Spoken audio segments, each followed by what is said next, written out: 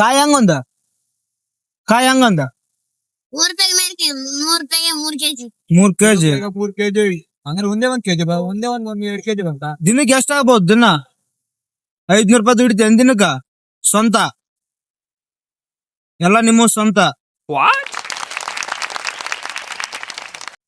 500 ರೂಪಾಯಿ ದಿನಕ್ಕ ಇನ್ಕಮ್. ನಿಮ್ಮ ಅಪ್ಪ ಹೆಂಗ್ ಕೆಲಸ ಮಾಡುತ್ತಾ? ಅಪ್ಪ ಕೆಲಸ ಮಾಡಲ್ಲ, ಮತ್ತೆ ನೆಲ್ಲಿ ಮನೇಲಿ ಇರುತ್ತಾ? ಮಮ್ಮಿ ನೆಲ್ಲಿ ಮನೇಲಿ ಇರುತ್ತಾ? ನೀನ್ ಒಬ್ನೇ ದುಡಿಯೋದಾ? ಎಷ್ಟನೇ ಕ್ಲಾಸ್ ಈಗ?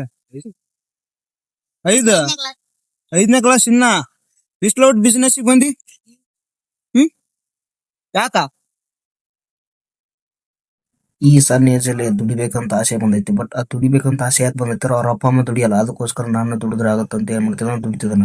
ಬಟ್ ಸಣ್ಣ ಏಜ್ ಅಲ್ಲಿ ಎಷ್ಟು ಕಲ್ತಿದ್ದಾನ ಅಂದ್ರ ಅವನಿಗೆ ಚೆನ್ನಾಗಿ ಕಲ್ತಿದ್ದಾನ. ಬಟ್ ಈ ಸಣ್ಣ ಏಜ್ ಅಲ್ಲಿ ಬಿಸ್ನೆಸ್ ಥಿಂಕಿಂಗ್ ಕಲ್ತಿರೋದ್ರಿಂದ ಮುಂದೆ ಚೆನ್ನಾಗಿ ಗ್ರೋತ್ ಆಗಿರ್ತಾನ. ಬಟ್ ಅವ್ನು ಮಾಡೋ ಕೆಲಸ ಭಾಳ ಇಂಪಾರ್ಟೆಂಟ್ ಆಗುತ್ತೆ. ಇನ್ನು 5ನೇ ಕ್ಲಾಸ್ ಓದ್ತಿದ್ದಾನೆ, ಈಗ ಎಷ್ಟು ಮೆಚುರಿಟಿ ಐತಿ ಅಂದ್ರೆ ಅದು ಕೇಳೋ ಜೀವನದಲ್ಲಿ ಎಷ್ಟು ಏಜ್ ಇಂಪಾರ್ಟೆಂಟ್ ಆಗಲ್ಲ. ನಾವು ಮಾಡೋ ಕೆಲಸ ಹೆಂಗ್ ಮಾಡಿದ್ರೆ ಹೆಂಗ್ ದುಡ್ಡು ಬರ್ತದೆ ಅನ್ನೋದು ಅಷ್ಟು ತಿಳ್ಕೊಂಡ್ರೆ ಯಾರಾದ್ರೂ ದುಡಿತಾರ. ಆದ್ರೆ ಆ ಹುಡುಗ ಇರೋಷ್ಟೊತ್ತಲ್ಲಿ ಎಂತೆಂತ ದೊಡ್ಡ ದೊಡ್ಡ ಮಂದಿಗೆ ಇರಲ್ಲ. ಅದಕ್ಕೆ ಹೇಳೋದು ಮೆಚುರಿಟಿ ಭಾಳ ಇಂಪಾರ್ಟೆಂಟ್. ನಾವು ಎಷ್ಟು ಏಜ್ ಅಲ್ಲಿ ಎಷ್ಟು ಬೇಗ ಮೆಚುರಿಟಿ ಆಗ್ತಲ್ಲ ಅಷ್ಟು ಏನಾಗುತ್ತೆ ನಮ್ದು ಗ್ರೋತ್ ಆಗುತ್ತೆ.